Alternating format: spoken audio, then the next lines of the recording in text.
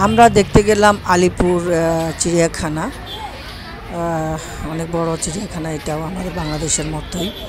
তো আমার নাতি দুইটারই অনেক জ্বর। নাতি এখন কেমন লাগছে এখানে এসে? আমার নাতিটা অনেক অসুস্থ,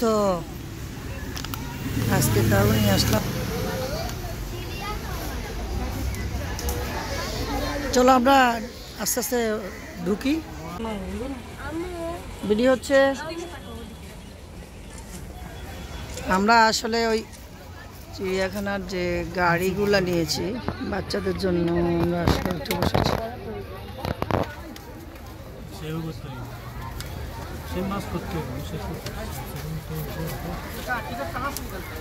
এখানে অনেক ধরনের ডিয়ার আছে, আর অনেক একটা বড় এলিফ্যান্ট আছে, আর অনেকগুলা বার্ডও আছে। আমরা এখন গাড়িতে করে ঘুরে ঘুরে দেখবো, তাই না? আমরা এখন সব আছে এখানে। ওখানে সুন্দর গাড়ির ব্যবস্থা আছে চিড়িয়াখানার ভিতরে, বা আমাদের বাংলাদেশে এরকম থাকলে বেশ ভালো হতো। অনেকেই হেঁটে হেঁটে যাচ্ছে, তো আমি দেখলাম যে অনেক গরম এবং মানে আমরা আসলে হাঁটতে পারবো না, এদেরও জ্বর, আমরা নিজেরাও পারবো না, বাচ্চাদেরও জ্বর। তো এই জন্য আমরা গাড়ি নিয়ে নিলাম এক্সট্রা টাকা দিয়ে। এই গাড়িগুলো মেইন যে পশুগুলো আছে সেখানে দাঁড়াবে, একটু গিয়ে দাঁড়ায়, তারপর সবাই নামে, কেউ দেখে।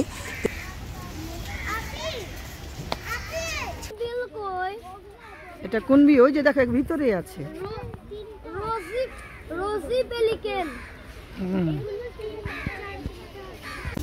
আমাদের বাংলাদেশ সরকারও এমন করা উচিত, যারা হাঁটতে পারে না বা যারা একটু বয়স্ক বাচ্চা আছে তারা এরকম যেন গাড়ির ব্যবস্থা করে দেয়, ভিতরে ঘুরে ঘুরে দেখবে। এই গাড়ির জন্য আমাদের পার পার্সন 100 রুপি করে নিয়েছে।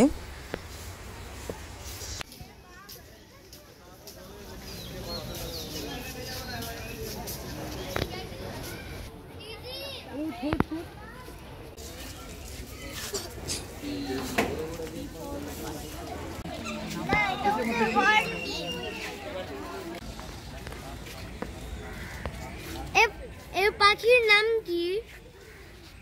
কোন পাখি? এখানে এটা আছে, এটা হলো জিরাফ। জিরাফ কথা বলে নেই, পাখি। এগুলো পিজিয়ান পাখি। তো একটু পরে আমরা যে বাঘ মামার দেখা পেলাম, সে খুব হেলে দুলে একদম মানে অন্যরকম ভাব নিয়ে একবার এদিক যায় একবার সেদিক যায়, পায়চারি করছে।